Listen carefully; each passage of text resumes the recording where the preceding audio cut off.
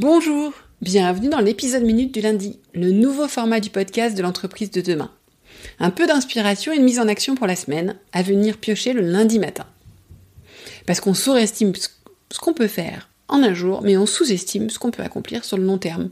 Donc ensemble, on va faire des petits pas et une grande différence au bout du chemin.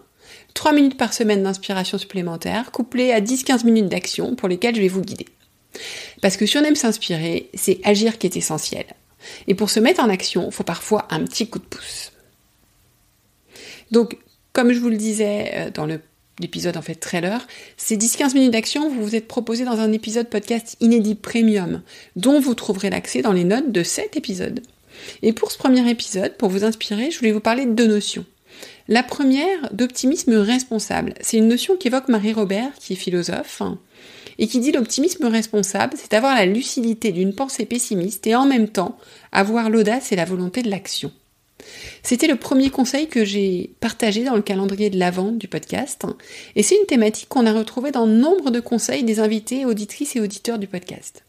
C'est selon moi très à propos dans ce monde dans lequel nous vivons et par rapport aux défis qui se présentent à nous.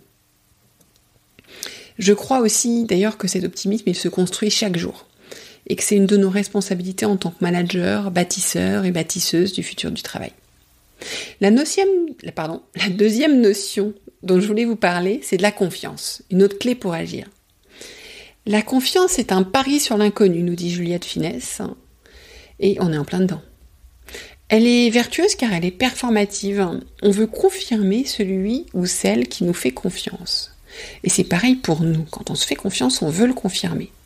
Donc c'est important. Donc, ce que je vais vous proposer, c'est de cultiver votre optimisme et votre confiance dans votre capacité à accomplir de grandes choses utiles, pour pouvoir le projeter ensuite et inspirer vos équipes, vos partenaires et vos collègues.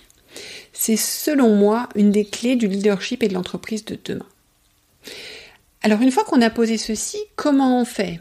Comment on fait d'autant plus que, je sais pas vous, comment vous vous sentez en cette fin d'année, mais je croise de nombreuses personnes fatiguées, épuisées, en bouclage de dossiers, cas contact sur cas contact, test sur test, et qui croisent les doigts à chaque fois un peu plus pour être négatives, avec aussi les fêtes qui arrivent avec leur charge émotionnelle, et pas que.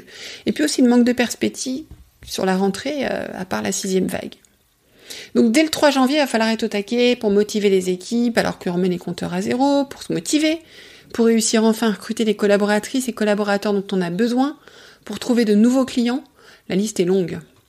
Bon, on se dit que ça va aller, que ce sera la nouvelle année, on va laisser 2021 loin derrière, puis on a été bien briefé sur le plan stratégique, en 2050, on déchire tout. On a été reformé au management hybride, on a acté, surtout on a tranché entre 2 ou 3 jours de télétravail. Et puis on a quelques jours de congé pour récupérer. Ok, mais en fait, le 3 janvier, c'est souvent la gueule de bois. On est encore un peu plus épuisé de cet amoncellement de nourriture, de cadeaux, de conversations tendues et d'autotests pour cette année. On n'a pas compris grand-chose au plan stratégique. En 2050, on déchire tout. Enfin si, on a compris qu'il faudra en faire plus et plus encore. Et puis on a très envie de se voir, de se retrouver, de vite remettre les enfants à l'école, mais on nous prédit la 6e vague. Bref, je fais dans la caricature, certes, mais de mon côté, le 2, 3 ou 4 janvier, et selon les années, la reprise, c'est jamais très simple. Et puis, on a démarré l'année 2021 enclin à faire table rase sur 2020, et moi la première. Et au final, 2021 a été sur le plan sanitaire, mais aussi économique, en termes d'engagement des collaborateurs, bien plus difficile que 2020. À la grande solidarité a succédé la grande lassitude. Nous n'avons pas su amener le meilleur de 2020 avec nous, je pense, et pourtant il y en a eu. En septembre aussi, ce fut très difficile pour beaucoup de monde, même les plus engagés et passionnés de leur job d'entre nous. Alors, je vous propose, cette fois-ci, de conclure l'année différemment.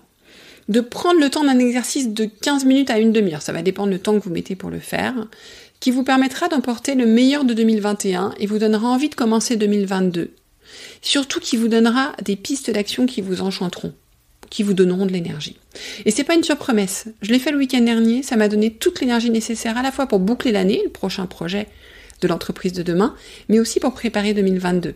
Ça m'a permis aussi d'inscrire déjà des actions dans mon agenda, comme ça le 3 janvier, j'arrive pas en me disant où je vais, à part lire mes mails. Non, je sais exactement quelles sont les quelques actions qui vont me mettre dans la bonne énergie. Alors, partant, je vous propose cet exercice dans un podcast inédit, un podcast premium auquel vous avez accès via les notes de cet épisode et uniquement par cet intermédiaire. Alors, rendez-vous de l'autre côté, belle semaine et très belle fête!